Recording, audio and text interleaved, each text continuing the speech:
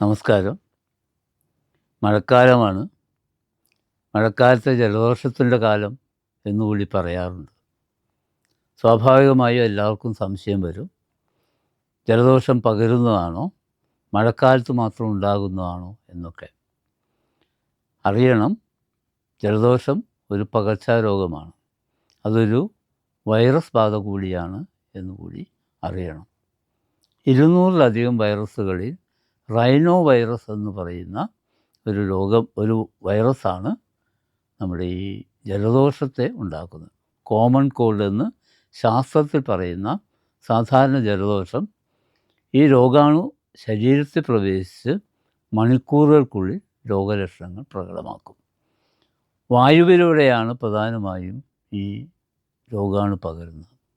എന്നാൽ അതേസമയം ജലദോഷം ഉള്ള ആൾ സ്പർശിച്ച വസ്തുക്കളെ മറ്റൊരാൾ സ്പർശിക്കുകയും അങ്ങനെ സ്പർശിച്ച കയ്യോ വിരലുകളോ ഒക്കെ മുഖത്തും മൂക്കിലുമൊക്കെ വെച്ചു കഴിഞ്ഞാൽ അതുവഴിയും ഈ ജലദോഷ രോഗാണു അയാളിലേക്ക് പകരാം.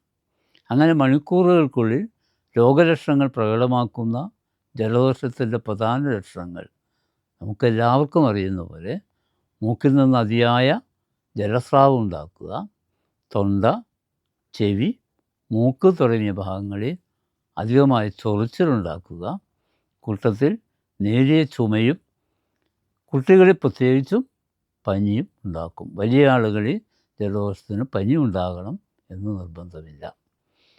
ഈ ജലദോഷവും സാമാന്യഗതിയിൽ പ്രത്യേകിച്ച് ചികിത്സയൊന്നുമില്ലെങ്കിൽ തന്നെ തനിയെ മാറിപ്പോകും. നാട്ടു നടപ്പ് അനുസരിച്ചുള്ളൊരു ഭാഷയുണ്ട്. അത് ജലദോഷം ചികിത്സിച്ചാൽ 7 ദിവസവും, ചികിത്സിച്ചില്ലെങ്കിൽ ഒരാഴ്ച കൊണ്ട് മാറും എന്ന്.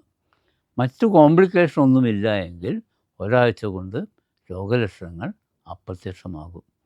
ചികിത്സ എല്ലാ വൈറൽ രോഗങ്ങൾക്കുമുള്ള പോലെ തന്നെ ശുദ്ധമായ ജലം കുടിക്കുക, അതും ചെറു ചൂടുള്ള വെള്ളം കുടിക്കുക, പോഷകാഹാരം കഴിക്കുക, ശരിയായ വിശ്രമം എടുക്കുക എന്നത് തന്നെയാണ്. ഒരു കാര്യം, എല്ലാ രോഗങ്ങൾക്കും എന്ന പോലെ തന്നെ പ്രതിരോധമാണ് ജലദോഷത്തിനും പ്രധാനം.